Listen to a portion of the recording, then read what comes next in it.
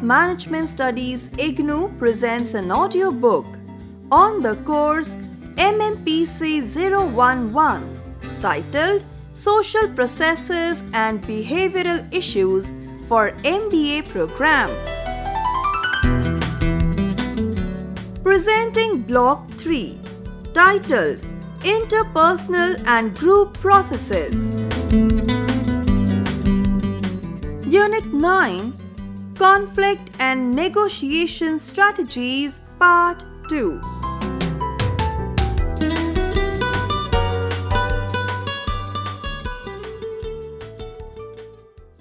Effects of conflict.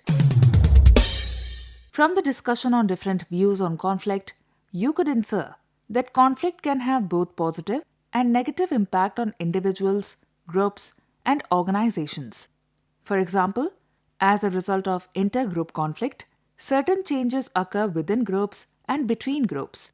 As a result of intergroup conflict, some changes that may occur within the group involved are 1. Group cohesiveness increases. The group becomes more closely knit. Its members show greater loyalty. 2. The group becomes task-oriented. Group climate changes from informal to task-oriented and helps to deal with the external threat. 3. Leadership becomes more directive. As the group becomes more task-oriented, the leader becomes more authoritarian. 4. Organizational structure becomes more rigid. Authority and responsibility relationships among and between members becomes more clearly defined. 5. Group unity is stressed. The group demands increasing loyalty and conformity from its members. Prolonged group conflicts cause the following changes in relationship between groups. 1. Groups become antagonistic towards each other. Each group sees the other as an enemy who interferes with its goal-oriented behavior. 2. Perceptions are distorted. Each group develops positive perceptions about its own group and negative perceptions towards the other. 3. Communication ceases to exist. When in conflict, members of one group avoid interaction with members of the other. If they are forced to interact, they tend to show hostility and aggression towards each other. 4. Groups apply a double standard. Each group clearly sees all the vicious acts of the other party while remaining blind to the same acts performed by their own group. From the above two lists of changes within and between groups in conflict, you can spot a number of negative effects. What about some potential benefits of intergroup conflicts? Here is such a list. 1. Conflict clarifies the real issue. When individuals in a group express their concern and differences, it helps sharpen the real issue involved in a problem. Without conflict, many organizational problems go unnoticed and remain unresolved. 2. Conflict increases innovation. Conflict generates a greater diversity of ideas and viewpoints. Such diversity can stimulate innovation in organizational practices. 3. Intergroup conflict solidifies the group. When members of a group are faced with an external enemy, they tend to work together more closely to deal with it. A manager may use this new cohesion to reduce internal conflicts. 4. Conflict serves as a catharsis. Conflict can provide an outlet through which organizational members can ventilate their feelings without damaging organizational functioning. 5. Conflict resolution solidifies intergroup relationships. Once group conflict is successfully resolved, it can solidify the relationships between groups and it may even make the groups feel closer to each other.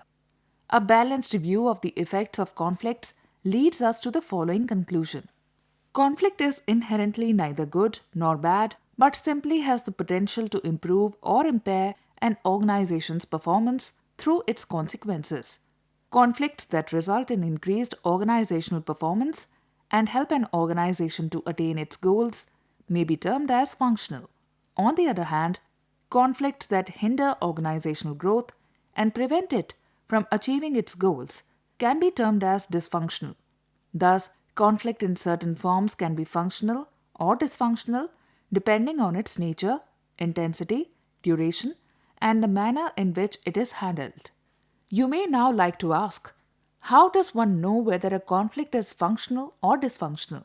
On what criteria should one base one's judgment about the value of conflict? It is true that the demarcation between functional and dysfunctional conflict is neither clear nor precise. Since a group exists to achieve certain predetermined goals, the functionality of a conflict can be measured by the impact it has on group or unit performance, rather than on a single individual. When the conflict level is too low, it is dysfunctional as the unit's performance may be low due to apathy, stagnation, lack of new ideas, and non responsiveness of the unit members to the demands of change. In such a situation, a manager may have to resort to stimulating conflicts to make the unit more viable. On the other hand, when the conflict level is too high, it is again dysfunctional as the survival of the group or the unit is threatened owing to diversion of energies away from the performance and goal attainment activities of the members. Chaos and disruption prevails. Naturally, the most important managerial task becomes how to resolve the conflict.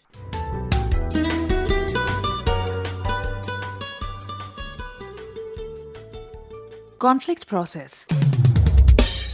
So far, you have learnt about the nature of conflict, its sources and consequences. You need to understand the conflict process, that is, how conflict develops in order to be able to manage it. There are many approaches to describe the conflict process. We will be discussing two most popular and widely accepted approaches. For a conflict to exist, it must be perceived in that light by the parties involved. If no one is aware of conflict, then it is generally agreed that no conflict exists. Still, does a mere awareness of opposing goals or differences of option or antagonistic feelings imply that there is a conflict? It would be easier for you to understand conflict if you view it as a dynamic process which includes antecedent conditions, cognitive states, affective states, and conflicting behavior. Stage 1. Potential antagonism.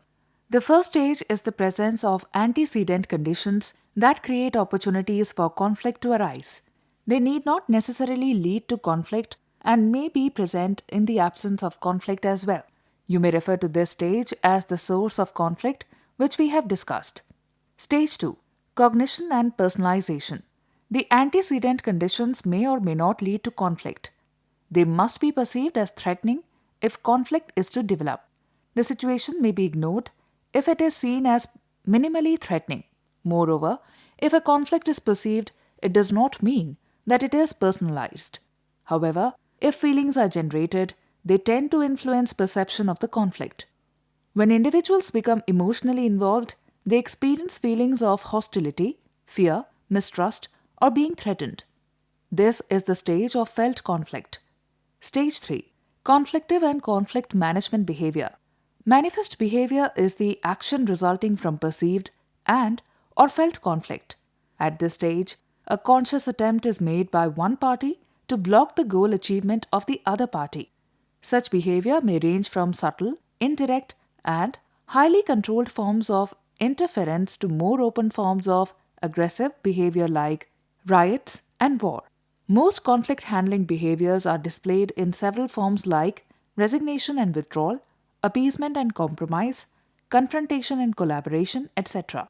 These behaviors are often referred to as conflict management styles and stem from the strategies of conflict stimulation or conflict resolution. In a later section, we will discuss some of these models of conflict management. Stage 4. Aftermath. The interplay between different forms of overt conflict behavior and conflict handling strategies of stimulation or resolution influence the consequences.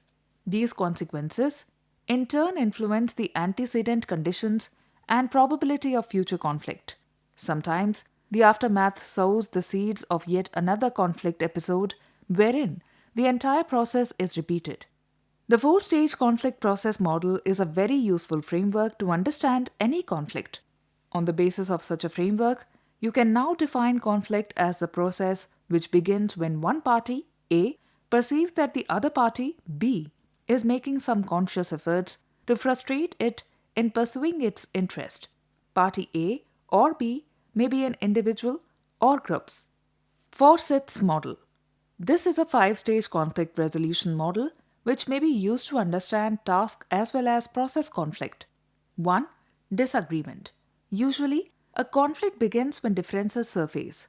Minor ones are normally resolved, individuals change their views, some less critical issues are deferred, differences perceived as real, and substantive are acknowledged. Confrontation. When one or more members of the groups voice that they hold certain beliefs and values incompatible with that of other members, they may face opposition. Members may also differ on goals or a mechanism of sharing of resources. If so, we say that conflict exists, the issues are debated, and commitment to respective positions may intensify as emotions are aroused. Then, communication becomes less rational. 3. Escalation. In this stage, conflict gives birth to further conflicts. People become more aggressive, trust is lost, and a negative norm of reciprocity develops, forcing an orientation: you will get what you give. An eye for eye slogan becomes favorite in this phase. 4. De-escalation. While fighting escalation stage, parties drain a lot of their energy and emotions may cool down. Some sense of rationality and understanding re-emerges out of necessity. Group protection norms emerges. Trust may or may not develop depending on issue and intensity of disagreement. Negotiation, conciliation, or some kind of resolution may be initiated at this stage. Parties may agree to compromise or to look for broader perspective in the interest of the group. If nothing works, third party may be invited for intervention. This intervention may be appropriate only when emotional intensity of the conflict has subsided. Parties are ready to listen. 5. Resolution. At this stage, there are various activities in the group leading to resolution. Group may change its stand, or minority members could be sacrificed in the interest of the larger group. Members genuinely get persuaded. A fraction of the group may withdraw, seeing the futility of its effort. Leader may veto the decision and resolve the conflict. It may be resolved by votes.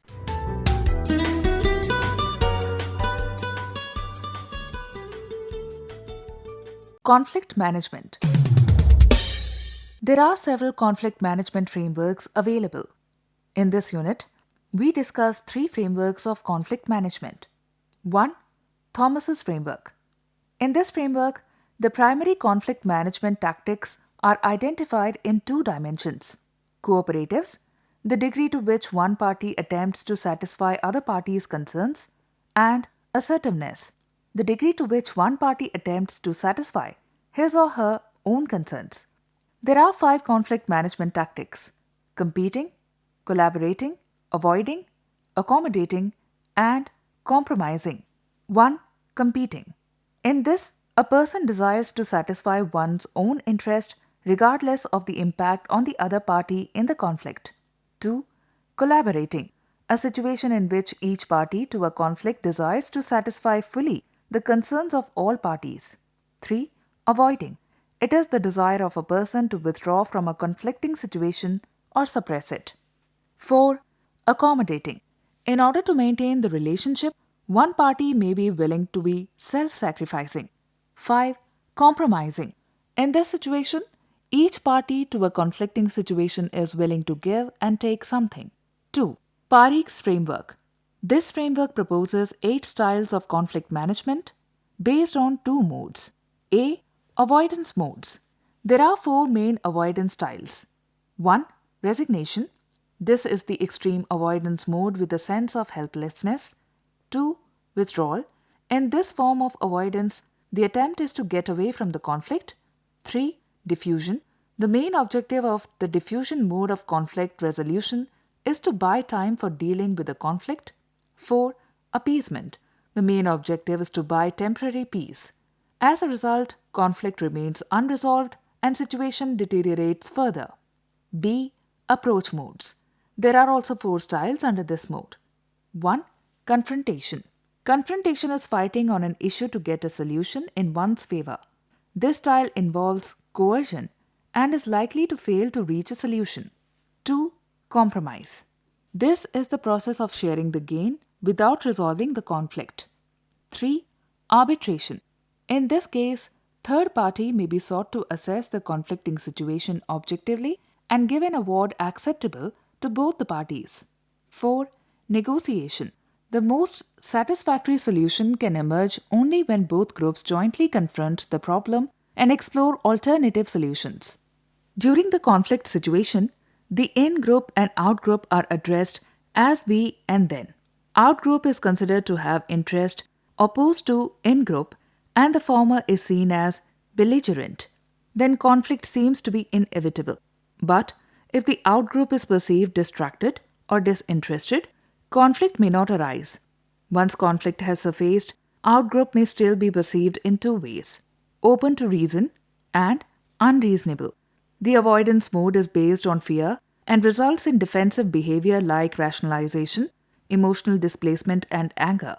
Approach mode is based on positive psychology, characterized by effort to find solution with the help of others.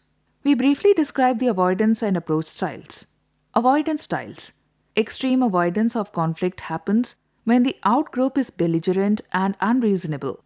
This results in a sense of helplessness. However, if the out-group is perceived interested in power, avoidance takes place in a manner that opportunity for interaction is minimum. However, when out-group is perceived as open to reason, avoidance takes the positive form of withdrawal from the conflict. If both groups are interested in peace, they may suppress the conflict and hide hurt feelings and losses. Under the avoidance mode, no conflict gets resolved. Approach styles. Conflict management may vary from very aggressive approach to a very positive and constructive approach. If in-group perceives the out-group both as opposed to its interest and unreasonable, in-group members fight for solution in their favor. This is also called the win-loss trap. This is where parties use confrontation style. If out-group is perceived as unreasonable but interested in peace, compromise is used. When out-group is perceived as belligerent but open to reason, arbitration or third-party intervention is considered appropriate. When parties are reasonable, having their own interest but keen to arrive at a peaceful solution, negotiation will be the most appropriate strategy. 3. Contingency framework. Contingency framework for conflict management proposes three main strategies: collaboration, bargaining, and power play. It suggests that collaboration is best suited when relationship between the parties is of an interdependent nature, cost of unresolved conflict is very high, and organization supports the open expression of disagreements and working on the same. Bargaining works fine when parties are interested in showing adjustment. It is used as a mechanism to allocate scarce resources and usually invoked for arriving at a formal agreement. Bargaining is also effective in situations where parties to disagreement use either collaboration or power play and fail to arrive at an agreement. Bargain works for them as a middle path. Power play is used to deal with conflict through striking balance between competing forces. This strategy works well with people who are well versed in using power tactics. Negotiation is the greatest weapon and used only when various processes have matured. It may not always be a desirable mode for resolving conflict. However, it is a constructive mode of conflict management. Parties involved in conflict may like to move towards negotiation mode eventually, as negotiation recognizes the power and willingness of both parties to resolve the problem in mutually beneficial way. Two variables seem to influence the choice of mode or strategies: integration of the in-group and criticality of the issue. If the group is not well integrated, negotiation may not be an appropriate strategy. If the group is internally divided, the group conflict may further worsen under the threat of out-group. A group would risk negotiation only when the issue of the conflict is very central to the group. Non-substantive issues may not get that much energy of the group. Integration of the in-group and criticality of the conflict may vary from low to high. As the two variables approach high, approach strategies of conflict management may become more relevant and eventually parties may move towards negotiation. Movement towards negotiation may be through compromise or through third-party intervention who can facilitate the process of negotiation. Adoption of negotiation may be a gradual process, and parties may take their own time to understand and proceed towards that.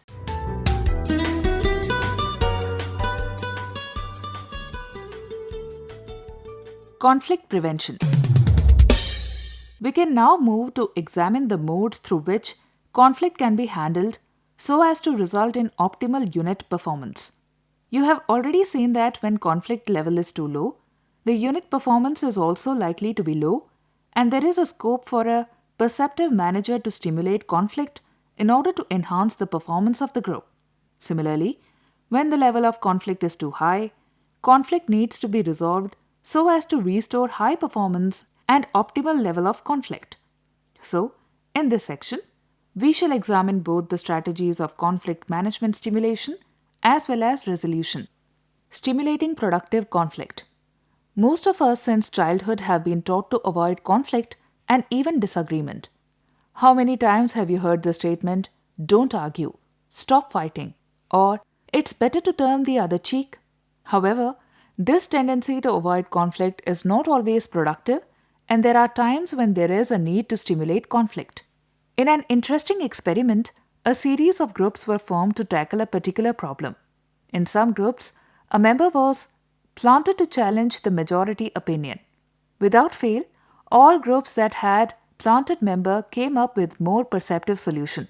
However, when the groups were asked to drop a member, all groups that had a planted member chose to drop the dissenting member despite clear evidence that the conflict was beneficial. Such resistance to conflict is what managers have to overcome in stimulating productive conflict. The following may be taken as signs where conflict stimulation is needed. 1. The organization is full of yes men. 2. Employees are afraid to admit ignorance. 3. Compromise is stressed in decision making. 4. Managers put too much emphasis on harmony and peace. 5. People are afraid of hurting the feelings of others. 6. Popularity is given more importance than technical competence. 7. People show great resistance to change. 8. New ideas are not forthcoming. And 9. There is an unusually low rate of employee turnover. How many of these apply to your organization? The presence of one or more of these signs is usually an indication of the need for conflict stimulation. Once the need has been identified, you may adopt one or more of the following techniques. 1. Manipulate communication channels. A. Deviate messages from traditional channels.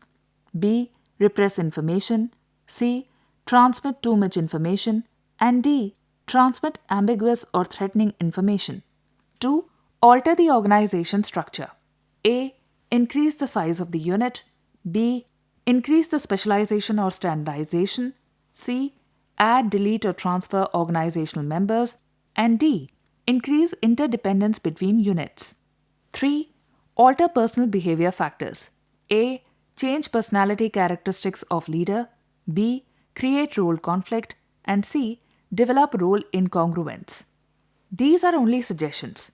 Depending upon your values and the organization's value system, some of the suggestions may even sound unethical, as you may feel that a desirable end state does not always justify the questionable means, like transmitting threatening information. We leave it for you to decide. But if by stimulating your value conflict, we are successful in helping you to understand the important option of conflict stimulation, we shall consider that such conflicts are functional. Resolving inter-party conflict. How and when? You have seen that stimulating conflict is a required mode of conflict management when groups are characterized by apathy, complacency, non-responsiveness to needed change, lack of enthusiasm for generating alternatives, etc. Though these symptoms are very much present in a number of work units in Indian organizations, the more commonplace are heightened manifest conflicts. So, for most practical purposes, you should not only possess the knowledge of different strategies of conflict resolution, but also know when to use which strategy. There is no dearth of literature in this area, and different authors have given different taxonomies in reviewing possible conflict resolution strategies. Here we consider Feldman's strategies of intergroup conflict resolution.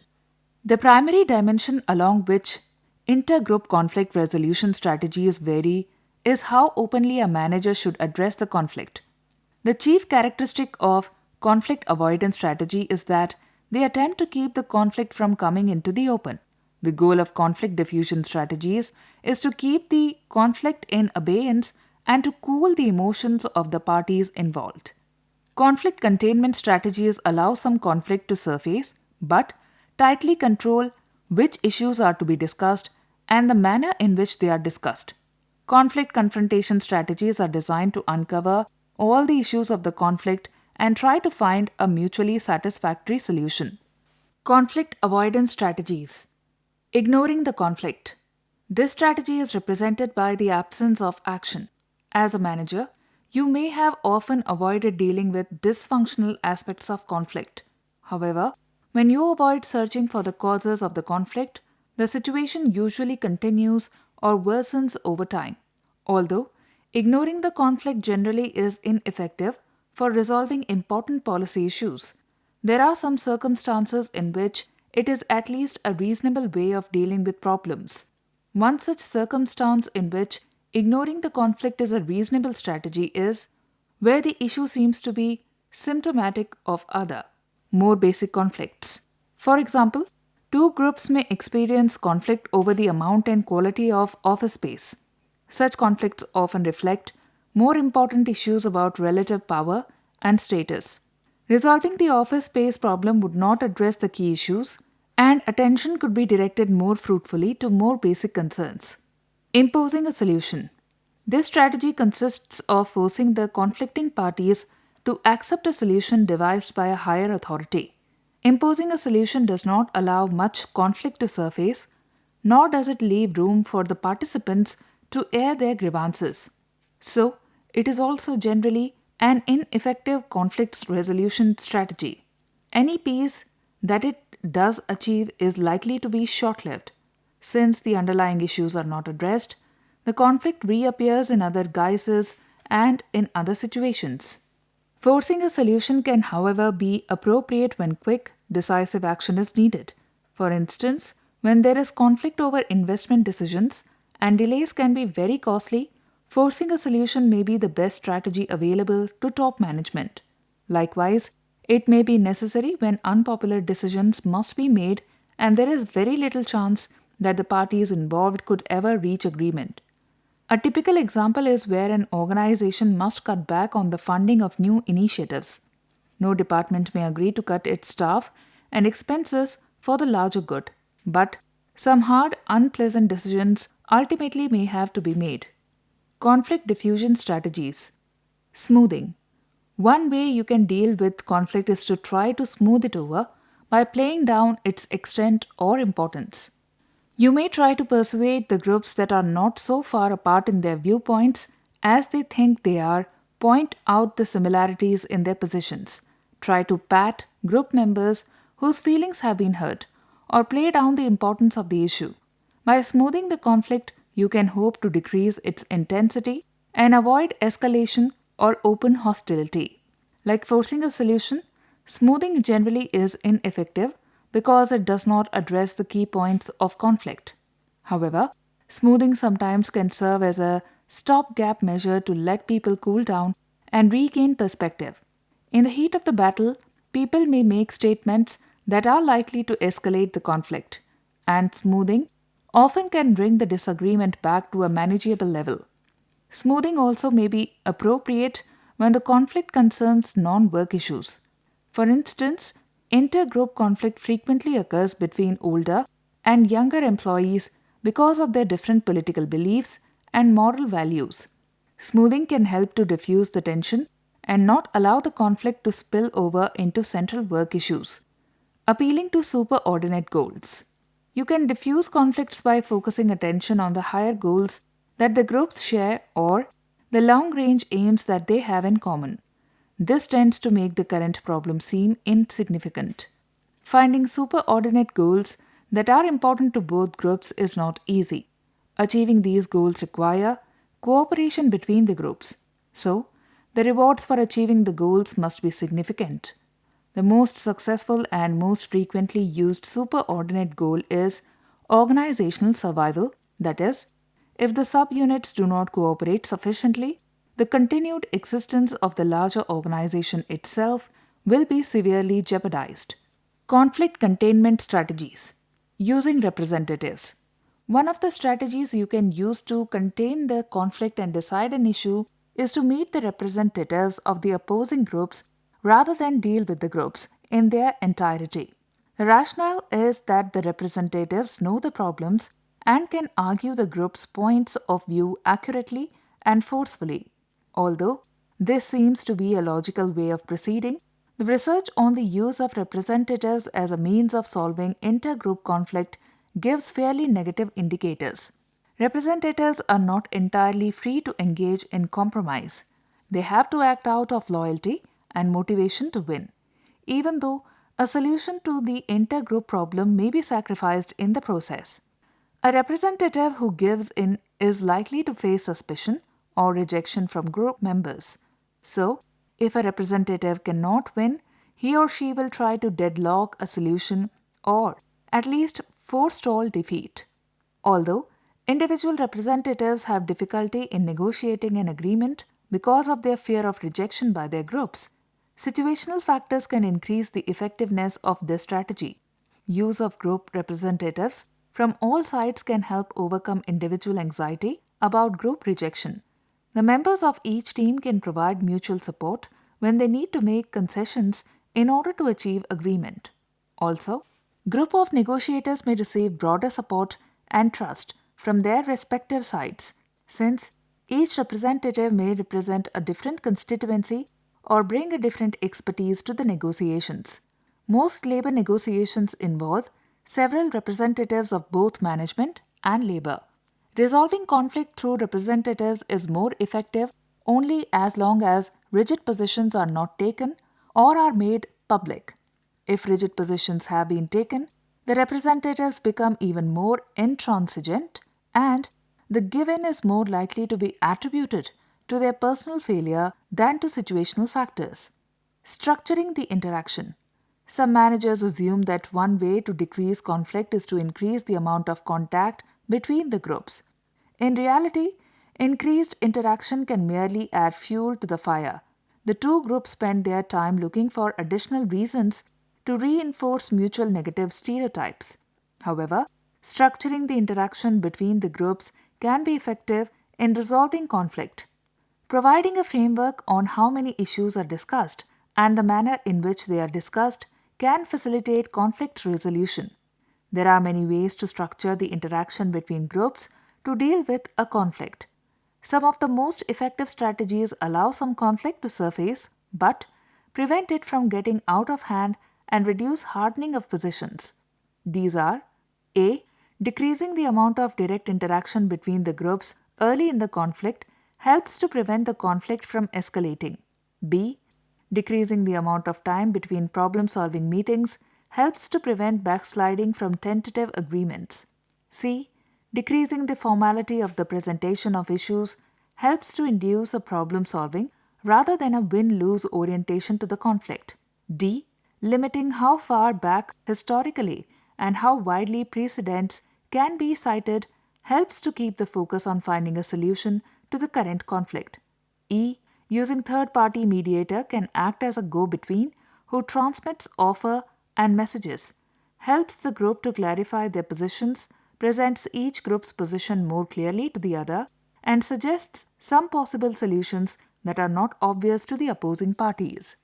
Structuring the interaction is especially useful in two situations. A. When previous attempts to discuss conflict issues openly led to conflict escalation rather than to solution. And B. When a respected third party is available to provide and enforce some structure in the interactions between the group. Bargaining. Bargaining is the process of exchanging concessions until a compromise solution is reached. Bargaining can lead to the resolution of a conflict, but usually without much openness on the part of the groups and without much real problem solving. Typically, in bargaining, each side begins by demanding more than it really expects to get. Both sides realize that concessions will be necessary in order to reach a solution, but neither side wants to make the first move because it may be perceived as a sign of weakness. Thus, each party signals a willingness to be flexible in exchanging concessions without actually making an explicit offer. A tacit proposal can be denied later if it fails to elicit a positive response from the other party. Bargaining continues until a mutually satisfactory agreement is reached, although such a solution can be reached without much open discussion of the conflict issues and without much effort to solve the underlying problems. Therefore, bargaining often results in a compromise agreement that fails to deal with the problem in a rational manner and is not in the long term interests of either group. For bargaining to be feasible at all as a conflict resolution strategy, both parties must be of relatively equal power. Otherwise, one group simply will impose its will on the other, and the weaker group will have no means of obtaining concessions from the stronger one. Bargaining also is more likely to work if there are several acceptable alternatives that both groups are willing to consider. Otherwise, bargaining is likely to end in a deadlock. Conflict confrontation strategies. Problem solving. Problem solving is an attempt to find a solution that reconciles or integrates the needs of both parties who work together to define the problem and to identify mutually satisfactory solutions. In problem solving, there is open expression of feelings as well as exchange of task related information. The most critical ingredients in successful problem solving are: A. Definition of the problem should be joint effort based on shared fact finding rather than on the biased perceptions of the individual groups. B. Problems should be stated in terms of specifics rather than as abstract principles. C. Points of initial agreement in the goals and beliefs of both groups should be identified along with the differences. D. Discussions between the groups should consist of specific, non evaluative comments. Questions should be asked to elicit information, not to belittle the opposition. E. The groups should work together in developing alternative solutions. If this is not feasible, each group should present a range of acceptable solutions rather than promoting the solution that is best for it while concealing other possibilities.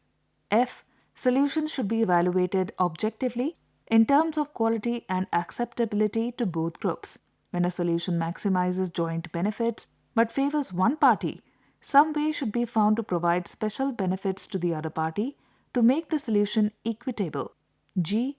All agreements about separate issues should be considered tentative until every issue is dealt with, because issues that are interrelated cannot be settled independently in an optimal manner. There are two preconditions for successful integrative problem solving. The first is a minimal level of trust between the groups. Without trust, each group will fear manipulation and may not reveal its true preferences. Secondly, integrative problem solving takes a lot of time and can succeed only in the absence of pressure for a quick settlement. However, when the organization can benefit from merging different perspectives and insights of the warring groups in making key decisions, integrative problem solving is especially needed. Organizational redesign. Redesigning or restructuring an organization can be an effective intergroup conflict resolution strategy. This is especially true when the sources of conflict result from the coordination of work among different departments or divisions. Unlike the other strategies discussed so far, you may note that organizational redesign can be used both to resolve the conflict and to stimulate it. One way of redesigning organizations is to reduce task interdependence between groups and to assign each group clear work responsibilities so as to reduce conflict. This is most appropriate when the work can be divided easily into distinct projects. Each group is provided with clear project responsibilities and the resources needed to reach its goals. A potential cost of this strategy is duplication and waste of resources, particularly when one group cannot fully utilize equipment or personnel. Innovation and growth may also be restricted to existing project areas, with no group having the incentive or responsibility to create new ideas. The other way to deal with conflict through organizational redesign is to develop overlapping or joint work responsibilities. This helps in maximizing the use of different perspectives and abilities of the different department. However, as you have already seen, it also tends to create conflict. On the other hand, there may be tasks that do not fall clearly into any one department's responsibilities but require the contributions, expertise, and coordination of many. In such a situation, assigning new product development to one department could decrease potential conflict but at a high cost to the quality of the product. In this case, you might try to sustain task-based conflict but develop better mechanisms for managing the conflict. For example, providing integrating teams can facilitate communication and coordination between the members of the interdependent departments. Preventing conflict is a proactive approach. Prevention means anticipating potential causes of conflict and taking quick action to turn them into positive forces for better understanding and cooperation. Two strategies are suggested for prevention of conflicts. A. Participative decision making, in which everyone in a group may be involved to reduce conflict. The solution reached through participative decision making may be more acceptable and pragmatic. B. Collaboration and team building, which helps to change the potential causes of conflict into positive cooperation factors. The main emphasis should be on identifying common goals, recognizing each other's strengths, and planning strategies for achieving these goals by working together.